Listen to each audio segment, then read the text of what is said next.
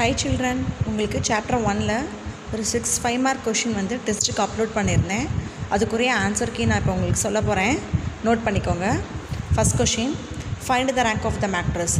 இந்த மேட்ரிக்ஸ்க்கு நம்ம ரேங்க் கண்டுபிடிக்கணும். பை எக்லான் ஃபார்ம் யூஸ் பண்ணி நம்ம ரேங்க் கண்டுபிடிக்கணும். சரிங்களா? ஸோ ஏங்கிற மேட்ரிக்ஸ் நம்ம எழுதிடணும். அப்புறம் மேட்ரிக்ஸ் ஏ எலிமெண்ட்ரி ட்ரான்ஸ்ஃபர்மேஷன் 2 காலமாக பிரிச்சிடணும். ஏ மேட்ரிக்ஸ் இப்போ எக்லான் ஃபார்ம் கொண்டு வரணும்னா ஸோ இந்த 3 எலமெண்ட்ஸை, இதுதான் மெயின் டயக்னல், இந்த 3 எலமெண்ட்ஸை நம்ம 0 கொண்டு வர பார்க்கணும். ஸோ இதை 0 கொண்டு வரதுக்கு இந்த ஆப்ரேஷன் கரெக்டாக எழுதி அதோடைய கால்குலேஷன் இங்கே நான் போட்டிருக்கேன் பாருங்கள். அதோடைய கால்குலேஷன் கரெக்டாக போட்டு 0 2 8 7 கரெக்டாக என்ட்ரி பண்ணியிருந்தீங்கன்னா 1.5 மார்க்ஸ் கிவ் 1.5 மார்க்ஸ். அதுக்கப்புறம் இந்த எலமெண்ட்டை 0 பண்ணுறதுக்கு I will take this operation. இதனுடைய கால்குலேஷன் இங்கே நான் போட்டிருக்கேன். இதை நீங்கள் கரெக்டாக போட்டு 0 8 -13 -2 ஆன்சர் கரெக்டாக என்ட்ரி பண்ணியிருந்தீங்கன்னா 1.5 மார்க்கு. இப்போ ஆப்ரேஷன் கரெக்டாக போட்டிருக்கீங்க, அடிஷன் சப்ட்ராக்ஷன் தப்பு பண்ணிட்டீங்கன்னா you will give half mark. Operation மட்டும் ½ மார்க் தரணும். ஓகேங்களா சில்ட்ரன்? ஸோ என்ன இங்கே இருக்க என்ட்ரி தப்பாயிருச்சுன்னா அடுத்த மேட்ரிக்ஸ் தப்பாயிரும். ஆப்ரேஷனும் கரெக்டாக இருக்கணும், இங்கே என்ட்ரி பண்ணியிருக்கிறதும் கரெக்டாக இருக்கணும். இது ரெண்டுமே கரெக்டாக இருந்தால் தான் யூ வில் கிவ் 1.5 மார்க்ஸ். இப்போ அடுத்தது பார்த்தீங்கன்னா நெக்ஸ்ட் இந்த 8 இருக்க ப்ளேஸில் நான் 0 கொண்டு வரணும். ஸோ அதுக்கு I will do this operation. இதனுடைய கால்குலேஷன் நான் இங்கே போட்டிருக்கேன். என்ன வருதுன்னா 0 0 -45 -13 வருது. அதை என்ட்ரி இங்கே பண்ணிட்டீங்கன்னா so you will give 1 marks. So இது கரெக்டாக இருந்தால் இது கரெக்டாக வந்துடும். ஸோ இது ஆப்ரேஷனுக்கும் இந்த எலிமெண்ட்ஸுக்கு கரெக்டாக என்ட்ரி பண்ணியிருந்தால் யூ வில் 1 மார்க். ஆப்ரேஷன் மட்டும் கரெக்டு, எலிமெண்ட்ஸ் தப்பாக இருந்தால் யூ வில் கிவ் ½ மார்க்ஸ். ஓகேங்களா? அதுக்கப்புறம் ஃபைனலாக எத்தனை நான்-ஜீரோ ரோஸ்ன்னு பார்ப்போம். இல்லை 3 நான்-ஜீரோ ரோஸாக இருக்கனால ரேங்க் ஆஃப் ஏ நமக்கு வந்து 3ன்னு கிடைக்கிது. அதனால் அதுக்கு 1 மார்க்ஸ். ஸோ இங்கே 1.5 1.5 3, ஹியர் 1 4, ஹியர் 1 5. ஸோ டோட்டலாக 5 மார்க்ஸ் ஆச்சு. இப்போ next question number 2. So question number 2 பார்த்தீங்கன்னா solve by Cramer's rule the system of equation. 3 equation கொடுத்துருக்காங்க. இதை கிராமர்ஸ் ரூலில் நம்ம சால்வ் பண்ணணும். உங்கள் புக்கில் பார்த்தீங்கன்னா XYZன்னு இருக்கும். ஸோ இந்த இடத்துல கொஞ்சம் டிஃப்ரெண்ட்டாக X1 X2 X3ன்னு இருக்குது. த சேம் ப்ரொசீஜர் தான். ஸோ எப்படி கொடுத்தாலும் உங்களுக்கு போட தெரியணும். ஓகேங்களா? ஸோ இங்கே பாருங்கள், நான் என்ன பண்ணியிருக்கிறேன், ஃபஸ்ட்டு டெல்டாங்கிறது எடுத்துருக்கிறேன். டெல்டாங்கிறது என்ன, கோஎஃபிஷியன்ட் மேட்ரிக்ஸ்.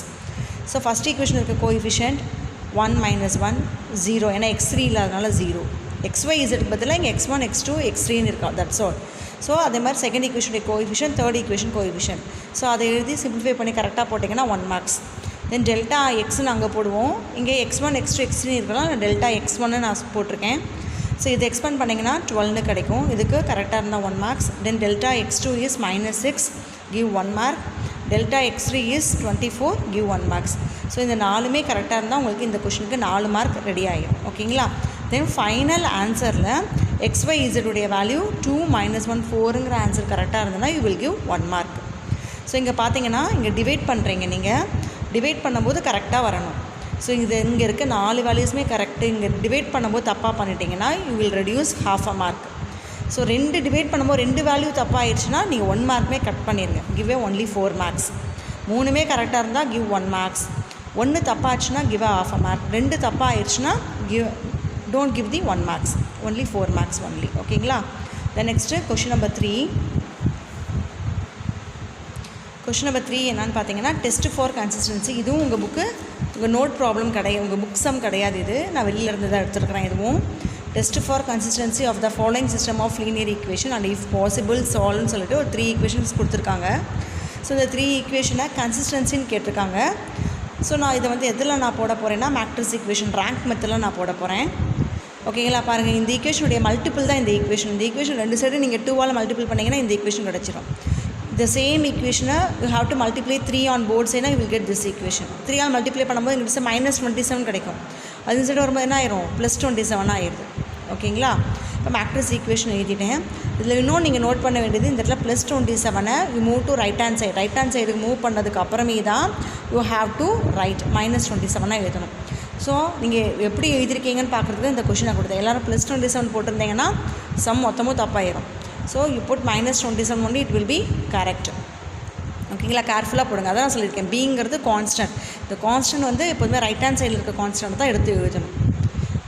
நீங்கள் எப்படி போட்டிருக்கீங்க தெரியல. ஸோ தப்பாக போட்டிருந்தீங்கன்னா இது உங்களுக்கு ஒரு லெசன். ஸோ நல்லா இதுக்கப்புறம் நம்ம கரெக்டாக போடணும்னு எடுத்துக்கோங்க. நெக்ஸ்ட் ஆக்யூமெண்டட் மேட்ரிக்ஸ் எழுதுகிறோம். So this is A matrix B matrix combine பண்ணி எழுதிட்டேன். நெக்ஸ்ட் ஆப்ரேஷன் அப்ளை பண்ணுறேன். ஸோ இந்த எலமெண்ட்டை 0 பண்ணுறதுக்கு R2 + R2 - 2 R1ங்கிற ஆப்ரேஷன் கரெக்டாக போட்டு அதோடைய கால்குலேஷன் இங்கே பண்ணியிருக்கேன். அது எல்லாமே 0 0 0ன்னு வந்துடும். இது கரெக்டாக இருந்ததுன்னா you will give 1.5 marks. Similarly இதே மாதிரி R3ங்கிற ஆப்ரேஷன் R3 - 3 R1 வரும். This one it is correct means you give 1.5 marks கொடுங்க நீங்கள். சரிங்களா? ஸோ இதில் பார்த்தீங்கன்னா 2 ரோவுமே 0 ஆகிடுது. நம்ம புக்கில் ஒரு ரோ 0 ஆகிற மாதிரி தான் சம் பார்த்துருக்கோம். சரி, ஓகே, இது பாருங்கள் எப்படி போடுறோன்னு. Rank of AB equal to rank of ஏங்கிறது என்ன வந்துடுது? 1 is less than 3 number of unknowns. 3ங்கிறது என்னது? Number of unknowns. இப்படி இருந்தால் system consistent and has infinitely number of many solution. ஓகேங்களா? இதுக்கப்புறம் இந்த லாஸ்ட் ஈக்குவேஷனை, இந்த லாஸ்ட் மேட்ரிக்ஸை நான் ஏஎக்ஸ் ஈக்குவல் டு பிங்கிற ஃபார்மேட்டுக்கு எழுதுகிறேன். எழுதுக்கப்புறம் பார்த்தோன்னா I will get only 1 equation. நான் உங்களுக்கு ஆல்ரெடி சொல்லியிருக்கேன், 2 ஈக்குவேஷன் கிடச்சது, 3 அன்னோன்ஸ் இருந்ததுன்னா put Z equal to constant டீன்னு எடுத்துக்கணும். இங்கே பாருங்கள், நமக்கு ஒரு ஈக்குவேஷன் தான் இருக்குது. எத்தனை அன்னோன்ஸ் இருக்குது? 3 அன்னோன்ஸ் இருக்குது. அதை இங்கே எழுதிக்கிறேன். 1 ஈக்குவேஷன் 3 அன்னோன் வேரியபிள். அப்போனா இந்த இடத்துல நீ கரெக்டாக ஐடியாவை புரிஞ்சுக்கிட்டு, ஸோ 2 இதுக்கு you have to put a constant. 2 வேரியபிளுக்கு நீங்கள் கான்ஸ்டன்ட் கொடுக்கணும். நான் என்ன கொடுத்துருக்கேன் பாருங்கள், Y equal to S, Z equal to டீன்னு 2 வேரியபிளுக்கு நான் கான்ஸ்டன்ட் அசைன் பண்ணியிருக்கேன். ஸோ இந்த அசைன் பண்ணது கரெக்டாக பண்ணியிருந்தீங்கன்னா கிவ் 1 மார்க்ஸ். ஏன்னா இந்த கான்செப்ட் புரிஞ்சால் தான் நீங்கள் அசைன் பண்ண முடியும். என்னடா இங்கே ஒரு ஈக்குவேஷன் தான் இருக்குது, 3 வேரியபிள் இருக்குன்னு அந்த இடத்துல யோசித்து கரெக்டாக நீங்கள் 2 கான்ஸ்டன்ட் அசைன் பண்ண தெரிஞ்சிருக்கணும். So you will give 1 marks. So இந்த வேல்யூவை again you substitute in the equation 1. Equation 1ல் சப்ஸ்டியூட் பண்ணுங்கள். பண்ணிங்கன்னா இந்த மாதிரி எக்ஸ் வேல்யூ கிடச்சிரும். ஸோ ஃபைனலாக எக்ஸ் ஒய் இசட்னு 3 வேல்யூ எடுத்து எழுதுனீங்கன்னா final answer is 1 mark. Assign பண்ணதுக்கு 1 மார்க், ஃபைனல் ஆன்சருக்கு 1 மார்க், இந்த ஆப்ரேஷன் பண்ணது 1.5 1 மார்க், 1.5 மார்க்ஸ், டோட்டலாக 3 மார்க்ஸ். ஸோ இங்கே 4 + 1 5 ஆச்சு. ஸோ இதுக்கெலாம் மார்க் இல்லையான்னு இல்லை, கவர்மெண்ட்டில் கரெக்ஷன் பண்ணும்போது இதுக்கு சில சமயம் கீ ஆன்சர் வச்சுருப்பாங்க. இந்த லைன் எழுதிருந்தீங்கன்னா they will give the key answer. இதுக்கு மார்க் கம்மியாக கொடுத்துருவாங்க, 1 1 கொடுத்துட்டு இதுக்கு ஒரு 1 மார்க்ஸ் கொடுப்பாங்க. சப்போஸ் இது தப்பாக இருந்தால் இது கரெக்டாக எழுதிருந்தால் கூட உங்களுக்கு 1 மார்க் கிடச்சிரும். So don't skip any steps. Key பாயிண்ட்ஸுங்கிறது அவங்கவுங்க கொடுக்கறது தான், அவங்களோட ஐடியாஸ் பொறுத்து கொடுக்கறது தான். ஓகேங்களா சில்ட்ரன்? இந்த நெக்ஸ்ட்டு நம்ம மூவ் பண்ணலாம். 4th.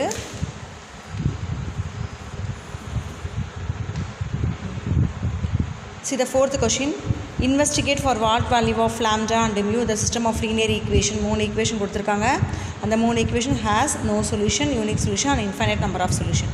நோ சொல்யூஷனாக இருக்கும்போது லாம்டா வேல்யூ மியூ வேல்யூ வேணா, யூனிக் சொல்யூஷனாக இருக்கும்போது லாம்டா மியூ வேல்யூ வேணா, அண்ட் இன்ஃபைனைட் நம்பர் ஆஃப் சொல்யூஷனாக இருக்கும்போது லாம்டா மியூ வேல்யூ வேணா நம்ம கண்டுபிடிக்க போகிறோம். ஸோ கொடுத்துருக்க ஈக்குவேஷன் வந்து நம்ம மேட்ரிக்ஸ் ஈக்குவேஷன் எழுதிடும். So after this you write the augmented matrix. So augmented மேட்ரிக்ஸுங்கிறது சைடு எழுதுகிறோம். இங்கிட்ட வந்து எலிமெண்ட்ரி ட்ரான்ஸ்ஃபர்மேஷன் நம்ம போட போகிறோம். ஸோ பாருங்கள், ஆக்யூமெண்டட் மேட்ரிக்ஸ் ஏபி நான் ஜாயின் பண்ணி எழுதிட்டேன். இப்போ நான் இந்த எலமெண்ட்டை 0 பண்ணால் யூ டூ திஸ் ஆப்ரேஷன் பண்ணிங்கன்னா இந்த ஆன்சர் கிடைக்கும். தென் இந்த எலமெண்ட் 0 பண்ணோன்னா I will do this operation R3 + R3 - R1. So இந்த ஆன்சர் கிடைக்கும். இந்த 2 ஆன்சர் கரெக்டாக இருக்கான்னு செக் பண்ணிக்கோங்க. இது ரெண்டுமே தப்பாக இருந்தால் ரெடியூஸ் 1 மார்க். இந்த 2 ஸ்டெப் சேர்த்து தான் நான் 2 மார்க்ஸ் சொல்லியிருக்கிறேன். இப்போ அடுத்தது நம்ம என்ன பார்க்க போகிறோம்னா, இந்த எலமெண்ட்டை 0 பண்ணணும். இது ரெண்டையும் நான் அப்படியே ஆட் பண்ணிங்கன்னா எனக்கு 0 வந்துடும். ஸோ இங்கே எலமெண்ட் கிடச்சிருச்சு. எனக்கு லாஸ்ட் ரோவில் எனக்கு ஆன்சர் கிடச்சிருச்சு. இப்போ வாங்க கொடுத்துருக்க கண்டிஷனுக்கு ஒவ்வொன்றா பார்க்க போகிறோம். ஃபஸ்ட் என்ன இருக்குது? No solution. நோ சொல்யூஷன்னா ஸோ ரேங்க் ஆஃப் ஏபி 3 இருக்கணும், ரேங்க் ஆஃப் ஏ 2 இருக்கணும். ஓகேங்களா? அப்போனா ரேங்க் ஆஃப் ஏ எப்போ 2 இருக்கும்னா இந்த எலமெண்ட் 0 இருந்தால் தான் ரேங்க் ஆஃப் ஏ 2 இருக்க முடியும். ஸோ லாம்டா - 7 = 0னா lambda = 7. So rank of AB 3 இருக்கணும். ஸோ 3 இருக்கணும்னா உங்களுக்கு என்ன, இது வந்து நாட் ஈக்குவல், ஏன்னா இது 0 ஆயிடுச்சு. இப்போ இது 0 ஆயிடுச்சுன்னா இது நாட் ஈக்குவல் டு 0 இருந்தால் தான் ஏபி 3 இருக்க முடியும். அப்படின்னா மியூ - 9 நாட் ஈக்குவல் டு 0, அப்படின்னா mu not equal to 9. So இதில் இந்த கரெக்டாக lambda = 7, mu not equal to 9, இந்த 2 பாயிண்ட் கரெக்டாக இருந்தால் you will give 1 mark. No சொல்யூஷனுக்கு இந்த 2 பாயிண்ட் கரெக்டாக இருந்தால் யூ வில் கிவ் 1 மார்க்ஸ். அடுத்து unique solution. Next unique solution பார்த்தீங்கன்னா rank of AB rank of A 3 இருக்கணும். அது நம்பர் ஆஃப் அன்னோன்ஸ்க்கு ஈக்குவலாக இருக்கணும். ஸோ 3 இருக்கணும்னா பாருங்கள், லாம்டா - 7 நாட் ஈக்குவல் டு 0 இருக்கணும், லாம்டா நாட் ஈக்குவல் டு 7. அப்போனா ஹியர் இங்கே லாம்டா நாட் ஈக்குவல் டு 7 ஆயிடுச்சு. அப்படின்னா இந்த நாட் ஈக்குவல் டு 0 ஆயிடுச்சு. ஏதோ ஒரு நம்பர் வந்துடும். எனி நம்பர் வந்துச்சுன்னா ஏ உடைய ரேங்க்கும், நான் ரவுண்ட் பண்ணுறேன் பார்த்தீங்களா, மேட்ரிக்ஸ் ஏ உடைய ரேங்க்கும் 3ன்னு வந்துடும், ஏபி உடைய ரேங்க்கும் 3ன்னு வந்துடும். ஏன்னா லாஸ்ட் ரோ ஒரு நான் ஜீரோ ரோ கிடச்சிருச்சு. அப்படின்னா இது நாட் ஈக்குவல் டு 0 இருந்தாவே போதும், rank of ஏபியும் rank of A ரெண்டுமே எப்படி ஆயிரும் 3ன்னு ஆயிரும். ஸோ மியூவை பற்றி நம்ம இங்கே பேசணும்னு அவசியம் கிடையாது. Mu belongs to R. மியூங்கிறது எனி நம்பராக இருக்கலாம், ரியல் நம்பர்ஸில் எது வேணாலும் இருக்கலாம். லாம்டா மட்டும் நாட் ஈக்குவல் டு 7 இருந்தால் போதும், நமக்கு யூனிக் சொல்யூஷன் கிடச்சிடும். இன்ஃபைனைட்லி மெனி சொல்யூஷனுக்கு எப்படி இருக்கணும்னா rank of AB rank of A ரெண்டுமே ஈக்குவலாக இருக்கணும். That one is less than 3 இருக்கணும். ஸோ 3 விட கம்மியாக இருக்கணும்னா 2 தான் இருக்க முடியும். ஏன்னா அங்கே செகண்டில் நான் ஜீரோ ரோஸ் இருக்குது. ஸோ 2 ரோஸ் தான் நமக்கு நான் ஜீரோ ரோஸ் கிடைக்கும்னா தேர்ட் ரோ கண்டிப்பாக ஜீரோவாக இருக்கணும். தேர்ட் ரோவில் இருக்கிற எலமெண்ட்ஸ் இது 2 தான். ஸோ இது ரெண்டையும் போட்டு 0 போட்டிங்கன்னா லாம்டா மியூ வேல்யூ கிடச்சிடும். ஸோ இந்த 3 கேஸுக்கு தனித்தனியாக 1 marks want to keep. Infinitely many சொல்யூஷனில் லாம்டா மியூ கரெக்டாக கண்டுபிடிச்சிங்கன்னா 1 மார்க். யூனிக் சொல்யூஷனில் லாம்டா வேல்யூ மியூ வேல்யூ கரெக்டாக கண்டுபிடிச்சிங்கன்னா 1 மார்க். அதே மாதிரி நோ சொல்யூஷனுக்கு ஒரு 1 மார்க். 3 மார்க்ஸ் ஆச்சு. ஆல்ரெடி நம்ம எலிமெண்ட்ரி ட்ரான்ஸ்ஃபர்மேஷனுக்கு ஒரு 2 மார்க்ஸ் கொடுத்துருக்கோம். ஸோ டோட்டலாக 5 மார்க்ஸ் ஆச்சு. தென் நெக்ஸ்ட்டு பார்த்தீங்கன்னா கொஷின் நம்பர் 5. ஸோ இந்த கொஷின் நம்பர் 5 வந்து ஒருத்தர் 8500 rupees வச்சுருக்காங்க. அது 3 அக்கௌண்ட்ஸில் இன்வெஸ்ட் பண்ணுறாங்க. அப்படி இன்வெஸ்ட் பண்ணும்போது ஒவ்வொரு அக்கௌண்ட்டு இன்ட்ரெஸ்ட் தராங்க. அதோடைய டோட்டல் இன்ட்ரெஸ்ட் எவ்வளோ கிடைக்குதுன்னா அவங்களுக்கு 380 rupees கிடைக்குது. இந்த மாதிரி சம்மில் நம்ம ஈக்குவேஷன் ஃபார்ம் பண்ணுவோம். பாருங்கள், நான் ஃபஸ்ட்டு அவன் என்ன கேட்டிருக்கோனோ அதை நீங்கள் கொஷினை எடுத்துக்கணும். That he invested in 3 accounts B. So 2 அக்கௌண்ட்டில் அவன் இன்வெஸ்ட் பண்ணுற அமௌண்ட்டை X rupees Y rupees Z rupeesனு எடுத்துக்கிறேன். ஸோ இந்த 3 அக்கௌண்ட் சேர்த்து அவங்க எவ்வளோ இன்வெஸ்ட் பண்ணுறாங்கன்னா 8500. This is first equation. Second equation என்னென்னா அவங்களுடைய டோட்டல் இன்ட்ரெஸ்ட் என்ன வருதுன்னு சொல்கிறாங்க, 380 rupees வருதுன்னு சொல்கிறாங்க. ஸோ ஃபஸ்ட் அக்கௌண்ட்டில் போடும்போது அவங்களுடைய interest, second account interest, third account interest இந்த 3 ஆட் பண்ணி ஈக்குவல் டு 380 போட்டிங்கன்னா செகண்ட் ஈக்குவேஷன் கிடச்சிரும். தென் தேர்ட் ஈக்குவேஷன் என்ன சொல்கிறாங்கன்னா தேர்ட் அக்கௌண்ட்டில் நீங்கள் எவ்வளோ இன்வெஸ்ட் பண்ணுறீங்களோ, அதாவது 6% எவ்வளோ இன்வெஸ்ட் பண்ணுறீங்களோ அது வந்து ரிமைனிங் இருக்கிற 2 அக்கௌண்ட்டில் நீங்கள் இன்வெஸ்ட் பண்ணுறதுக்கு equal. So Z equal to X + Y. So this is the third equation. ஓகேங்களா? இந்த 3 ஈக்குவேஷன் கரெக்டாக இருந்தால் தான் நம்ம மேட்ரிக்ஸ் ஈக்குவேஷனே கரெக்டாக எழுத முடியும். சப்போஸ் இது கிராமர்ஸ் ரூல் தான், மேட்ரிக்ஸ் ஈக்குவேஷன் எழுதணும் அவசியமே கிடையாது. இது இல்லாட்டி இந்த 3 ஈக்குவேஷன் கரெக்டாக எழுதியிருந்தாவே you will give 2 marks. Matrix equation எழுதியிருந்தால் 2 மார்க்ஸ், ஆர் அந்த 3 ஈக்குவேஷன் கரெக்டாக இருந்தாலும் 2 மார்க்ஸ். இது இருக்கணும்னு அவசியம் கிடையாது. Not necessary. The step is not necessary. Matrix 3 matrix equation கரெக்டாக இருந்தாவே you will give 2 marks. Then delta value, delta X, delta Y, delta Z இது எல்லாமே கரெக்டாக கண்டுபிடிச்சிருங்க. பாருங்கள், டெல்டாவுடைய value -2, delta X is -500, delta Y is -8000, then delta z is -8500. After this you have to find the x, y, z. So இந்த x, y, z கரெக்டாக இருந்தால் 1 marks. ஏன்னா டெல்டா எக்ஸ் கரெக்டாக இருந்தால் தான் எக்ஸு கரெக்டாக வரும். அதனால் இது எல்லாமே x, y, z கரெக்டாக இருந்தால் கிவ் 1 மார்க்ஸ். ஸோ இதுக்கு ஒரு 3 மார்க்ஸ். அங்கே ஒரு 3 ஈக்குவேஷன் கண்டுபிடிச்சிருக்கோம், அதுக்கு ஒரு 2 மார்க்ஸ். ஸோ 3 + 2 5 மார்க்ஸ் ஆச்சு. Next last question. உங்களுக்கு ட்ரான்சிஷன் ப்ராபபிலிட்டி மேட்ரிக்ஸில் ஒரு க்ரியேட்டிவ் சம் நான் உங்களுக்கு கொடுத்துருக்குறேன்.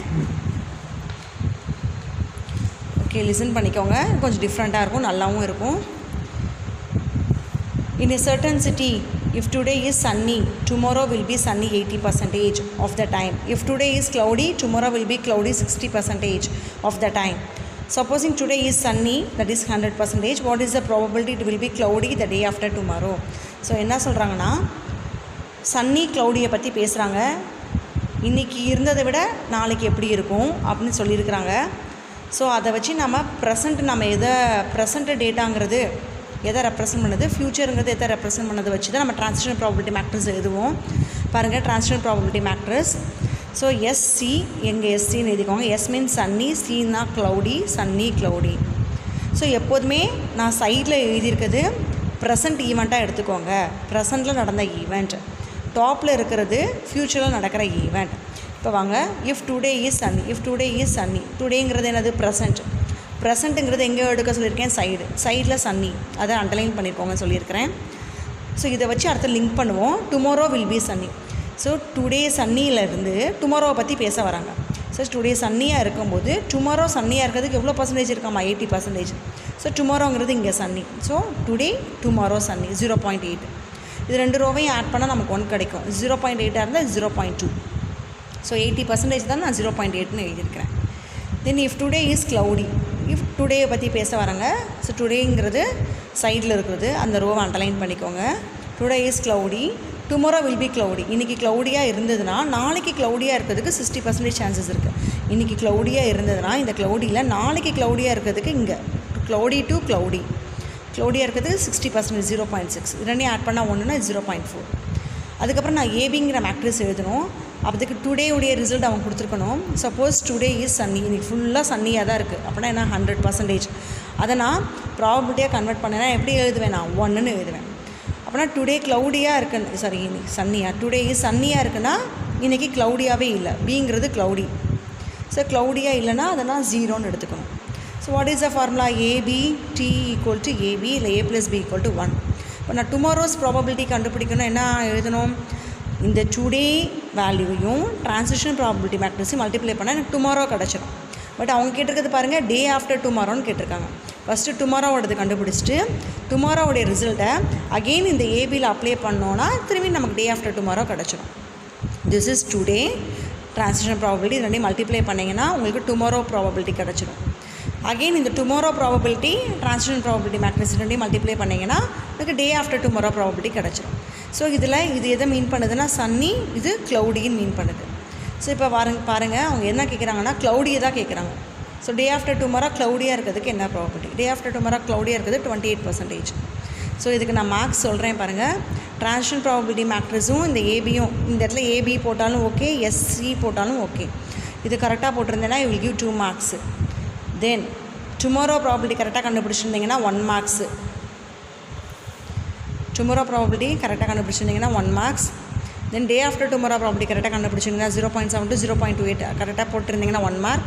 ஃபைனல் ஆன்சர் அவங்க கேட்டிருக்கிறது க்ளவுடி தான். ஸோ அதை பர்சன்டேஜாக கன்வெர்ட் பண்ணி 28% கரெக்டாக போட்டிருந்தீங்கன்னா you will give 1 marks. So டோட்டலாக you will get the 5 marks. Okay children, கரெக்டாக பார்த்து கரெக்ஷன் பண்ணுங்கள். ஸோ ஏதாவது டவுட்ஸ் இருந்ததுன்னா யூ ஆஸ்க் மீ. தேங்க்யூ.